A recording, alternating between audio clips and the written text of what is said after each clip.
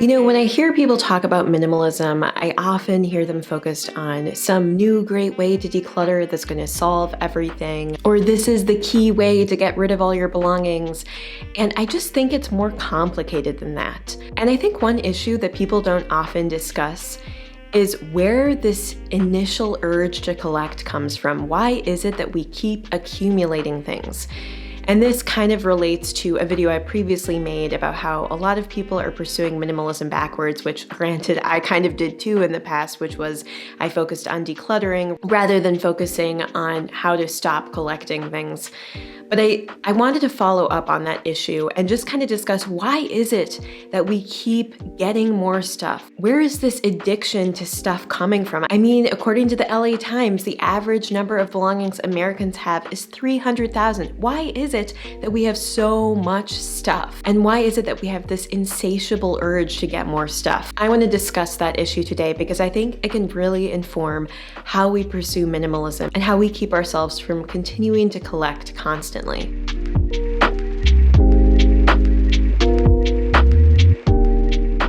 Hi, if we haven't met before, I'm Aylin, and this is my channel, Slice of Light. If you want to see more videos on simple living, minimalism, living more intentionally, and building an empowering mindset, then hit the subscribe button below. And you can also hit the thumbs up button if you end up liking this video. I'd really appreciate it if you're willing to do that because those things support me. So I want to jump into this topic because I think there's a lot of psychology involved in that urge to collect, and I've thought about it a lot over the last handful of years. I also want to add that a lot of the content of this video was also inspired by the book Goodbye Things. So if you're interested in some of these ideas or this content, definitely go check out that book. I think it's a really helpful book that's just full of ideas. One thing I've learned from studying psychology for sure is that the functions of behavior are different for different people. And so I'm going to talk about one issue that I think a lot of the urge to collect kind of boils down to.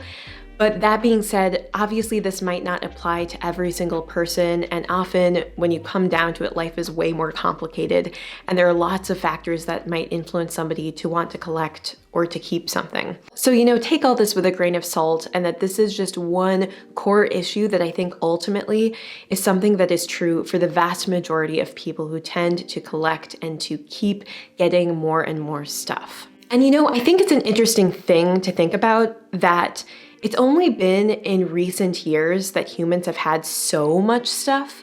I mean, if you think back to human history, people had way fewer belongings, but then the Industrial Revolution and then technology allowed us to create so many more belongings, and it was just easier to accumulate.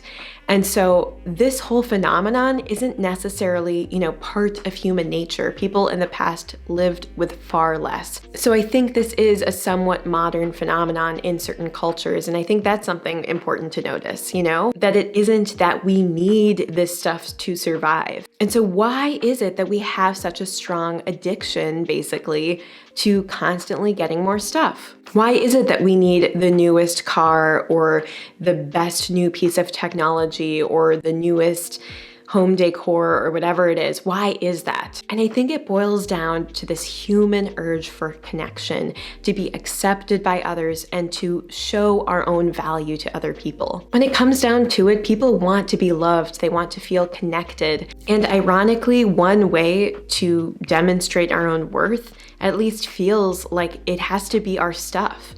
And I mean, think about it. Even what we wear communicates something to other people. Like somebody who has sort of an edgy look where they have their hair dyed an unusual color or ripped clothes. Maybe they're trying to communicate something about their own independence, that they don't need to rely on society's norms, and that they're creative or have their own way of thinking, that there's someone who's interesting. And think about it, when someone wears a suit and tie, maybe they're communicating respect, that they see this event or situation as something that's important to them, and that they know how to conform and be aware of what the situation calls for. Our belongings do communicate things. And that's almost part of the problem, is that it's hard to just let go of that. I remember one of the examples that the author of Goodbye Things mentioned in his book that really resonated with me, and that actually I've experienced too, is this tendency to collect books. That's historically been a big issue for me. And often I would defend it in my mind as, maybe I'll read this again one day, or maybe I'll finally get around to reading this book. And then gradually over time, you accumulate hundreds and hundreds of books, and you kind of realize, wait, I can't possibly read this many books even in the next year. If I'm real with myself, I think ultimately a big chunk of it is probably about communicating something to other people. Maybe communicating that I like to learn, or that, I have all these different interests, that I like, say, history or learning about new topics, or that I'm, well read or something. I'm trying to communicate something about myself, whether it's true or not. I'm trying to tell something about myself. And it really just kind of sheds some light on my own insecurities, that desire to seem educated or smart or something, even more so than maybe I even really am. And I don't mean to say everyone who has a book collection is the same way. I can't speak for other people, but I definitely think books are a great example of something that often can turn out to be really a function of just trying to seem smarter or more well-read or whatever it is to others. And I mean, part of it was that I also liked having books around, so that when people came over, they'd see the books and say, oh, I'm interested in that too. And it was about conversation starters or being able to lend out books. It was a way of connecting. So it's a little bit more complicated than just insecurity. But the point is, when it comes down to it, a lot of that collecting of stuff was me trying to communicate something about myself to make me seem better and of more value, that I'm worthy of other people's time and attention. And I think if we're honest with ourselves, a lot of us do this, that we have these belongings because we're trying to communicate and connect.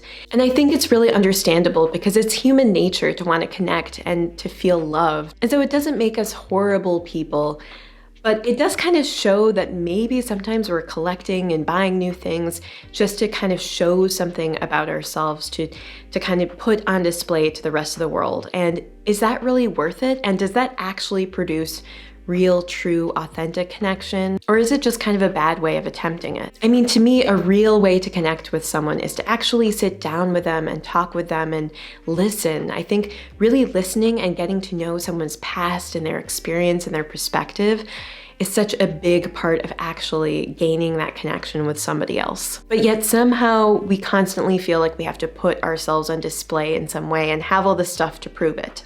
I mean, it's kind of weird to talk about, in that here I am in a YouTube video talking about this issue, and maybe even this video is doing the same thing. Am I trying to communicate something about myself by making this video? What is all this really about? It makes me question kind of everything I'm doing. But I guess where I'm trying to land on this is, we're always going to try to connect with other people. We're always going to try to have some kind of accomplishment or get something done with our lives.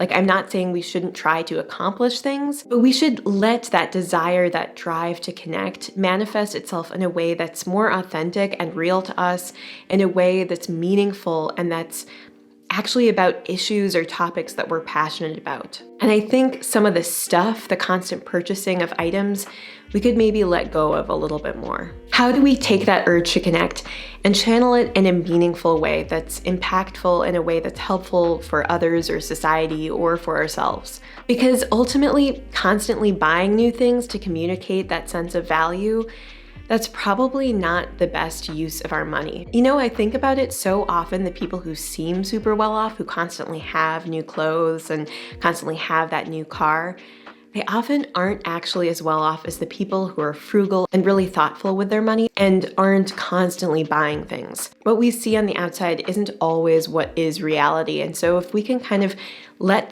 go of that illusion that the more we have, the more value will be to other people, I think it'll be easier to say no when we have that urge to collect more stuff. I think one other factor that really affects our desire to want to collect is just the fact that novelty wears off.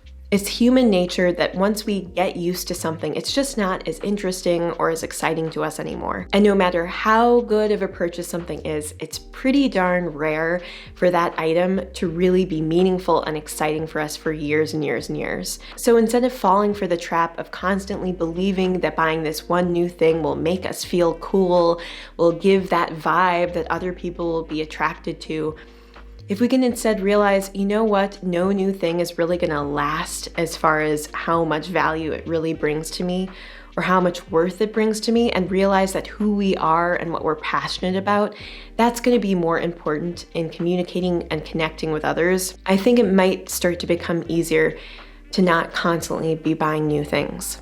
And you know, ultimately, the price of an item doesn't necessarily determine how much value it brings to our lives. Now, I want to say again, obviously, maybe this doesn't apply to everybody, and often these things are far more complicated. But I definitely think that these two issues, first, that we have this constant desire to express our worth and connect with others, and second, that the novelty or shininess or excitement of things usually tends to wear off, and often pretty quickly. If we kind of cut through the crap and face why we're actually wanting to shop, I think it can help us take more control of our own behaviors and live in a more values consistent way. I also want to add the caveat, of course, there are certain forms of collecting that might actually have meaning. In the case of books, you know, there might be really old pieces of history, old books that are really meaningful. And so again, things are complicated. The point is, at the end of the day, we can ask ourselves this question, put forward this test. What is my true motivation in purchasing this item? And is it really values consistent, or is it just some way I'm trying to seem cooler? So to be honest, I didn't really plan this video much. It was just kind of like me chatting about this issue. So hopefully it made sense, but I'm really interested to hear what all of you think. What you think keeps us collecting and purchasing more and more, and why society seems to have this addiction to accumulating. Don't forget to subscribe below, hit the like button if you ended up liking the video. So that's really all I have for you today. But thanks so much for taking the time to watch this video, and I hope you have a wonderful rest of your day. Bye.